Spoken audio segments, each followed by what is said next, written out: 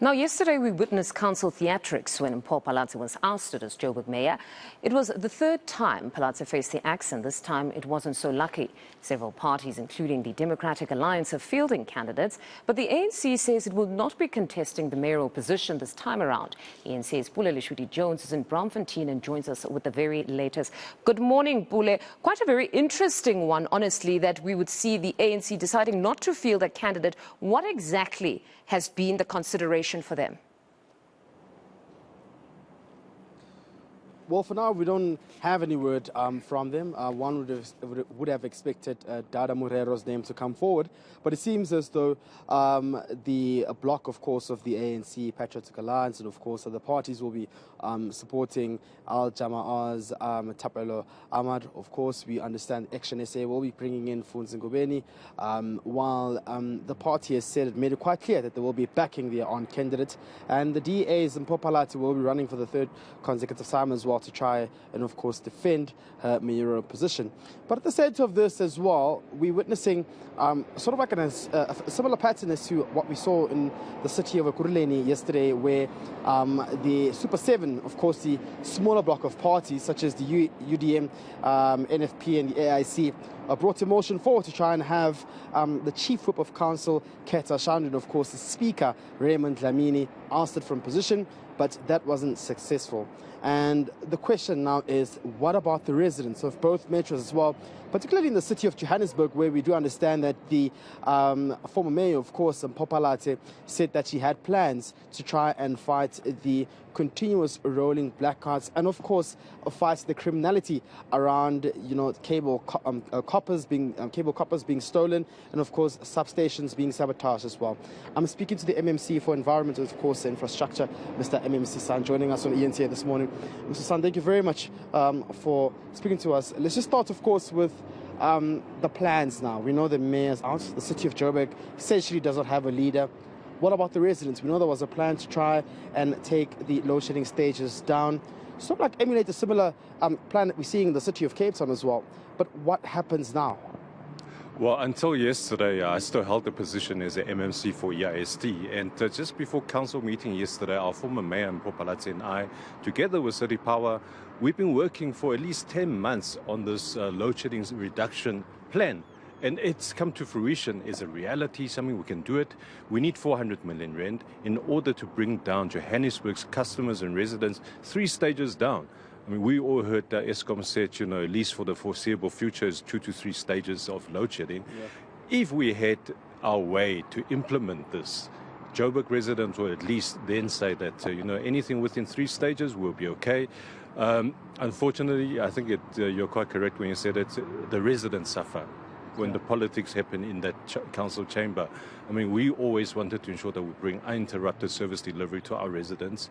I don't know what's going to happen today, but be it as may, whatever happens, we just want to ensure that our residents can continue to receive proper services. Because this is what they voted for. They didn't vote for politicians to go fight there. They voted for change. They voted for service delivery. And this is what we stand for and we'll continue to fight for. Does this interrupt service delivery at the moment? Undoubtedly, at the moment, we do not have leadership in the city. We don't know what's going to happen in the election of the new mayor today. And certainly, with the appointment of the MMCs, all this work that's being done, the hard work, the resources that's been allocated, solutions we've found, we don't know whether the new government, new executive will continue with it, but it's only a sensible thing for the new executive, the new cabinet to understand that load reduction, it's not the same as load shedding. We need to ensure that our residents receive electricity, receive water, have cleaner streets. And unless we do that as a united front, our residents will continue to suffer. So I will certainly be pushing very hard to ensure that we continue to serve the residents, no matter who's at the helm. But it's something that we need to ensure that our resident must prevail at the end of the day. Is it possible to, when you speak about load reduction, was that possible? Is the solution possible?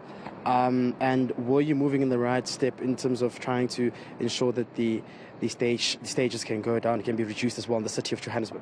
So we finally found the correct mix and solution. When we say load reduction, when you speak of load shedding, you get complete darkness. Everyone has no power. You don't have lights. You can't cook. There's nothing you can do.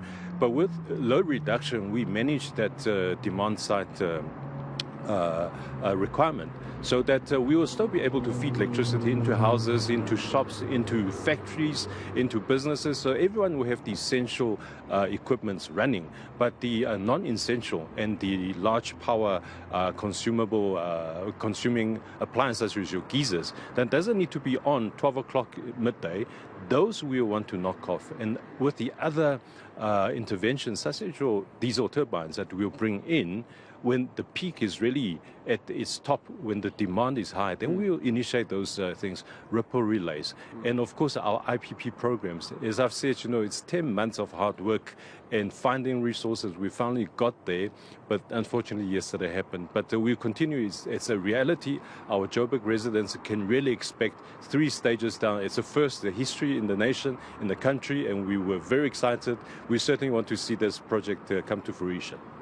You're sitting in Mexico as well. How's the mood like in Mexico now that some believe that they may be out of their positions after today's election of a mayor, if it goes in a certain direction of a mayor who'd want to have most of his party representatives in those positions? Well, I think each political party would have their own stance and, of course, political agenda. The good thing is that we have very hard-working officials in the city, both in City Power, Johannesburg Water, Pick It Up, the Environment Department where I come from, ESD. So I think that that mindset hasn't changed. They'll continue to serve the resident. But I think it's very important that we get the correct and the dedicated political leadership at the helm to ensure that whatever direction the city should take is the right one for the residents and not for the political parties. So that's one thing I would stress. Our residents' needs must always come first. Okay, thank you very much. Of course, that's Michael San, MMC for Environment and Infrastructure, for joining us this morning.